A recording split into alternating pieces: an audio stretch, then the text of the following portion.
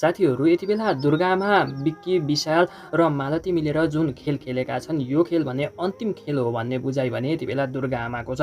हो साथीहरू, किनकि यति बेला दुर्गा आमाले यो कुरा भने भनिसकेकी छिन् कि यो खेलमा जसले जित्छ त्यो बाँच्छ र जो हार्छ त्यो सदाको लागि सकिन्छ भन्ने कुरा भने दुर्गा आमाले भने गरेकी छिन्। र अब दुर्गा आमाको भनाइअनुसार हामी यो कुरा बुझ्न सक्छौँ कि यो खेलमा जो हार्छ अर्थात् उनीहरूले रामलाई भने हराउन खोजिरहेका छन् र रामलाई हराएर रामलाई मार्न भने खोजिरहेका छन् र रामलाई मारेर मात्र आफ्नो बदला पुरा हुन्छ भन्ने कुरा भने जुन दुर्गा आमाहरूले लिइरहेका छन्। तर उनीहरूको यो कुरा भने कदापि सफल भने हुनेवाला भने छैन।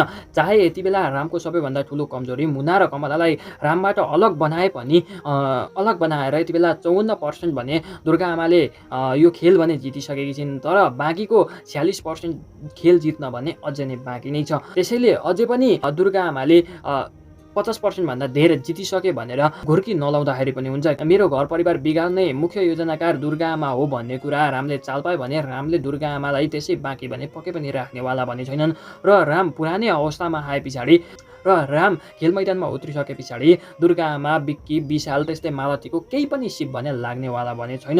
र अब छिटै नै यो कुरा पनि हुँदैछ, किनकि यति बेला अब भने राम त्यसै मौन बस्नेवाला भने पक्कै पनि छैनन् र अब राम खेल मैदानमा भने उत्रिँदैछन्। साथीहरू, जतिसक्दो चाँडो रामले दुर्गा आमा बिक्की विशाल मालती लगायतका यी सबैलाई एक एक गरी तह लगाएको तपाईँहरू पनि हेर्न चाहनुहुन्छ भने हाम्रो यस भिडियोलाई एक लाइक गरेर कमेन्ट सेक्सनमा राम लेखेर हाम्रो यस च्यानललाई पनि सब्स्क्राइब भने गरिदिनु होला है त। त्यस्तै साथीहरू, उता यति बेला रामलाई कमजोर बनाउनको लागि र रामलाई झन् कमजोर बनाएर रामलाई पागल बनाएर त्यो गाउँबाट निकाल्ने योजना भने यति बेला दुर्गा आमा र मालतीले भने बनाएका छन्। तर उनीहरूको यो योजना भने कदापि सफल भने हुनेवाला भने छैन। यति बेला रामलाई दोहोरो झट्का भने लागिसकेको छ, किनकि यति बेला कमलाको पनि 7 दिनमा बिहे छ, त्यस्तै मुनाको पनि 7 दिनमा बिहे छ भनेर र बिहेको कार्ड पनि रामको बुवा रमेश रमिला सुशीला लगायतका सबै व्यक्तिहरूलाई भने आदतमा थमाइदिइसकेकी छिन् मालतीले। तर यो सबै एउटा चाल मात्रै हो भन्ने कुरा भने रामले बुझ्न जरुरी छ।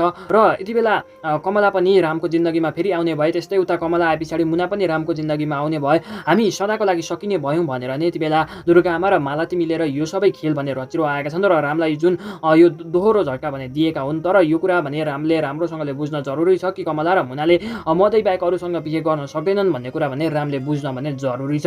र अब जतिसक्दो चाँडो रामले यो खेलको भने अन्त्य गर्नुपर्ने हुन्छ, नत्र भने रामको परिवार भने लथालिङ्ग हुन्छ। र जतिसक्दो चाँडो अब कमला र मुनाले पनि यो सबै कुरा वास्तविक कुरा भने बुझेर कसले खेल खेलिरहेको छ भन्ने कुरा बुझेर भने तिनैजना जतिसक्दो चाँडो अब आउने एपिसोडमा भने एक हुन भने जरुरी छ। नत्र भने अब धेरै ढिला भयो भने राम कमला र मुना कहिले पनि एक हुन भने सक्दैनन् र एक हुन पनि दिँदैनन्। र अब आउने एपिसोडमा भने पक्कै पनि राम कमला र मुना भने फेरि पनि एक हुनै पर्छ। र राम कमला र मुना एक भयो भने मात्र रामले सजिलैसँग यो खेल भने जित्न सक्छन्, नत्र भने रामको हार भने निश्चित छ। र रामको हार भनेको दुर्गा आमा बिक्की विशाल मालतीले जित्नु हो र यो कदापि हुनु भने पक्कै पनि हुँदैन। र जसरी भए पनि यो खेल भने रामले नै जित्नुपर्छ र दुर्गा आमा बिक्की विशाल मालतीको अन्त्य भने रामकै हातबाट हुनुपर्छ। साथीहरू, जतिसक्दो चाँडो राम कमला र मुना मिलेर रामले सबै वास्तविक कुराहरू चाल पाएर जतिसक्दो चाँडो यस खेलको अन्त्य गरेर दुर्गा आमा बिक्की विशालको अन्त्य रामको हातबाट हुनुपर्छ भन्ने तपाईँहरू पनि चाहनुहुन्छ भने हाम्रो यस भिडियोलाई एक लाइक गरेर कमेन्ट सेक्सनमा राम कमला र मुना लेखेर हाम्रो यस च्यानललाई पनि सब्स्क्राइब गर्नुहोला भन्दै अहिले चाहिँ बिदा माग्न चाहन्छु। हस्त नमस्कार।